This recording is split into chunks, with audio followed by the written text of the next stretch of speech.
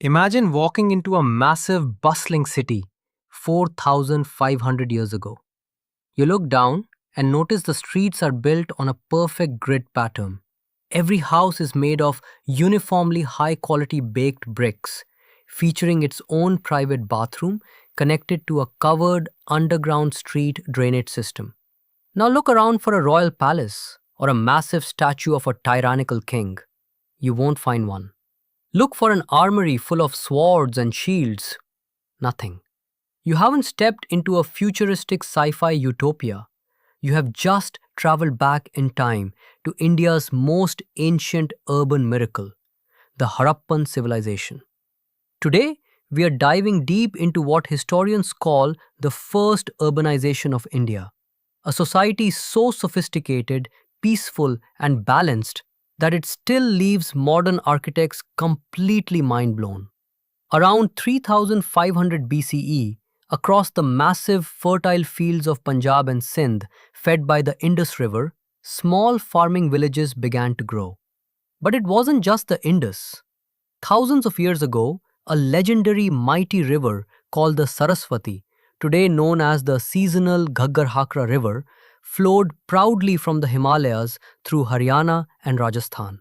By 2600 BCE, the towns along these river basins completely transformed into booming advanced metropolises. We call these people the Harappans today simply because the ancient city of Harappa in modern-day Pakistan was the very first site dug up by archaeologists back in 1920.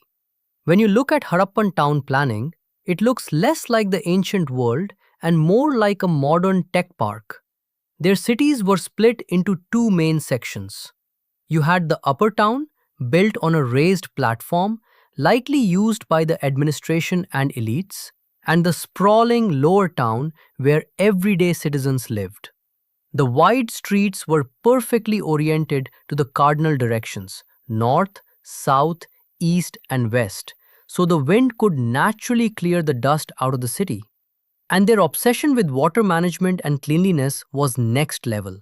In the legendary city of Mohenjo-daro, archaeologists uncovered the Great Bath, a massive 12 by 7 meter tank lined with natural bitumen to make it completely waterproof. While some think it was a royal pool, the fact that almost every single common house had its own private bathing area suggests the Great Bath was likely a sacred space for community rituals.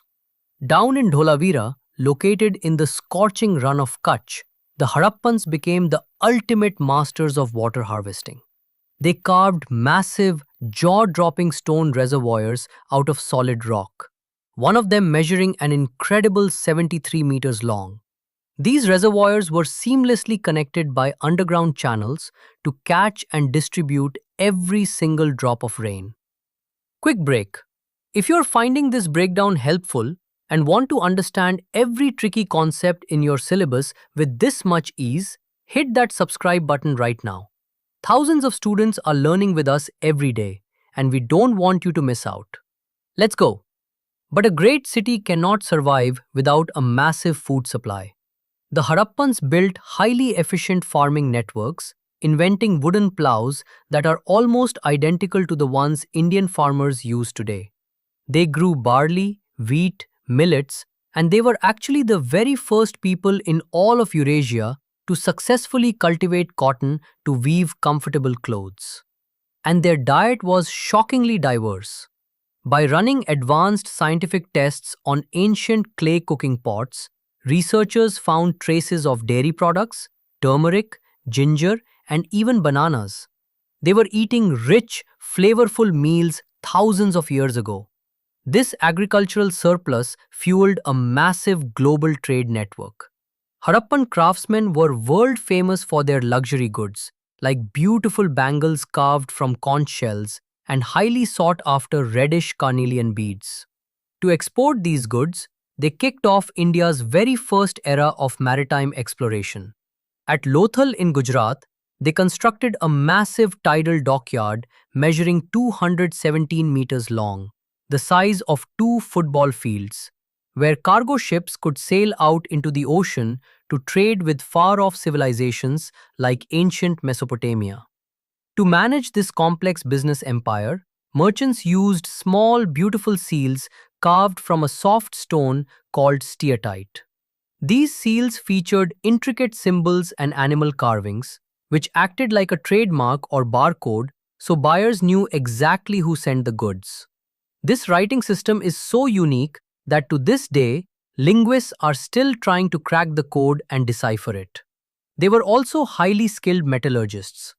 By mixing soft copper with tin, they unlocked the secrets of bronze, using it to craft durable tools, pots, and exquisite artistic figurines. But around 1900 BCE, this golden, peaceful empire began to quietly fade away. For a long time, old history books claimed that violent foreign invaders marched in and destroyed the cities. But modern science has completely debunked that theory. There is zero evidence of warfare. Instead, the Harappans were defeated by an enemy they couldn't fight: nature. Around 2200 BCE, a catastrophic global climate shift caused severe droughts and a massive drop in rainfall. To make matters worse, the central lifeline of their civilization, the Saraswati River, began to dry up and completely disappear. Without water, the complex agricultural system collapsed. The grand cities could no longer feed themselves. The central government dissolved, and the people slowly abandoned the metropolises, migrating away into small, scattered rural villages. But this wasn't a tragic end. It was a new beginning. The physical cities of the Indus Saraswati civilization faded into the dirt, but their brilliant culture, their advanced farming tools, their pottery styles, and their deep spiritual traditions didn't die.